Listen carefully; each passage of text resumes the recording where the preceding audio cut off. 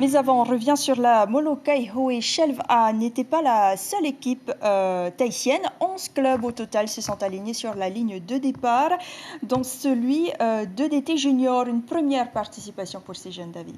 Et oui, les jeunes n'ont pas démérité puisqu'ils terminent à la 2e place au classement junior. Il y avait 11 équipages juniors au départ ce matin à 8 h. Ils ont fait 2 grosses erreurs de cap, mais relient quand même Molokai à Oahu en 5 h et 25 minutes. Un temps tout à fait honorable. Et puis, toujours on va aux Marquises, le club Heimeitaki de Nukuhiva veut se mesurer aux rameurs de Tahiti. Les rameurs du club Heimeitaki se sont entraînés sans relâche aujourd'hui afin de bien se préparer à affronter les équipes tahitiennes à l'occasion de la course Air Tahiti Nui Va'a Race. Ça se passera à Vaitupa la semaine prochaine. On écoute Teiki Tamari, président du centre nautique Heimeitaki, au micro de Marie Curva. Il nous parle de l'importance pour ces jeunes de se confronter au niveau tahitien. Cette année, c'est de motiver nos jeunes rameurs qui partent sur Papeete, envoyer à Papeete et participer à des courses locales aussi à Nukuhiva, avec ceux de l'île de Uapo, Uahuka, à Tuona. Et en même temps, faire motiver, parce que si on reste entre nous dans les îles, ça va pas être perfectionné. Peut-être, je crois que travaillons avec des équipes professionnelles qui sont à Tahiti et aller chercher les coups de rame, les coups de baquet, ça va le motiver plus encore à nos jeunes rameurs qui sont à Taïwan. Et puis il y a cette autre manifestation organisée dans le cadre de l'Octobre Rose. Une course à vélo pour la bonne cause Ayata. Un départ lancé à 8 h 30 à Fatawa. Au programme 70 km pour les 3e catégories. Vous allez le voir, le but c'était de participer.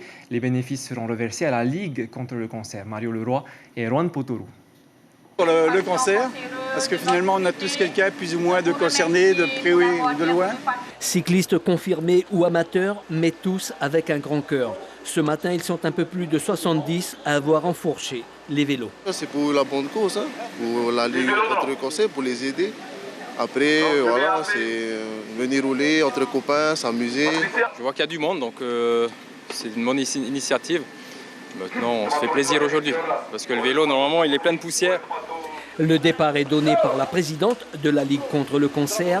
35 km pour les cyclistes du dimanche, 70 pour les plus affûtés. On va passer à la télé. Ça se passe là, là, sont là les belles images. C'est dur avec le vent. Les premiers en tournée à Papenoo, les seconds à Hitia. Ils bouclent les 70 km sous les 1 h 50 minutes. On est parti dès le départ à un train. Ça a cassé petit à petit. On s'est retrouvé avec les plus costauds du peloton. On finit avec Heari qui fait le sprint. Et je savais que si Coste basculait tout seul le Tara, ça serait impossible de revenir sur lui. Je me suis accroché, j'arrive à basculer et je savais qu'avec une arrivée au sprint, c'était positif pour moi. Les organisateurs attendaient un peu plus de participation pour la cause. Pourquoi je suis là? Pour faire en fait, c'est pour la cause en elle-même, le cancer. Pourquoi? Parce que ma mère est décédée d'un cancer il y a 20 ans de cela. Non, 24 ans, pardon. Voilà, tout simplement. On donnera plus de 150 000 francs parce qu'on va participer. La fédération aussi va débourser pour pouvoir avoir une belle enveloppe à donner à la Ligue contre le cancer. Les stands d'information pour les grands et la piste d'initiation pour les plus petits n'ont pas attiré la foule. Et en judo, cette fois à l'international, Terei Matuatini Bop, que vous voyez juste ici, s'arrête au deuxième tour au tournoi national de Cormel. Et Rauhiti Vernodan, quant à elle, prend une belle 5e place à la Coupe d'Europe en Estonie. Et en taekwondo, nous vous en parlions hier soir. Des athlètes tahitiens participent à une compétition internationale à Las Vegas. Ils n'ont pas brillé, mais ils ont du mérite. Et oui, c'est une compétition quand même de rang G2. C'est du très haut niveau. Ils étaient 7 cadets à représenter Tahiti et Moorea. Rauhiti Tepea, en rouge, a remporté la médaille d'argent aujourd'hui. Malheureusement, la plupart des autres Tahitiens se sont inclinés aux portes du podium en quart de finale, sauf Kalin Van Kam qui remporte également une médaille d'argent.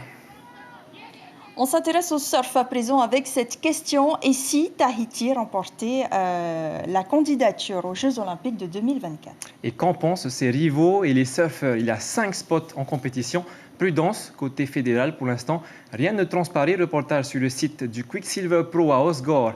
Éric Sintas, Emmanuel Gir et Raël Moine. Le surf et ses stars attirent tous les regards et pour cause. L'enjeu Paris 2024 est de taille. Où se déroulera l'épreuve du surf? On ne peut pas se tromper sur le choix du site de Paris. Donc ça, c'est un élément vraiment à prendre en compte. L'analyse va être très difficile et très délicate. Le meilleur ambassadeur pour Tahiti reste le numéro 2 français, Michel Bourrez, l'enfant de l'île. À ses yeux, Teahupo'o a presque tous les atouts en main. Ça sera bizarre, hein, le fait d'être loin des autres compétiteurs, en fait. Hein. En gros, c'est ça, hein, c'est de ne pas forcément voir les athlètes, les gars des athlétismes, etc. Mais nous, ce qu'on veut en tant que surfeur, c'est des bonnes vagues. Et Teahupo'o, c'est sûr qu'on aura. Cette vague énorme, un mur parfois de 8 mètres, un tube de légende, réputé le plus dangereux du monde. Cette vague donc de Teahupo'o, surfée chaque année par le top mondial, fait-elle peur aux autres candidats à l'organisation?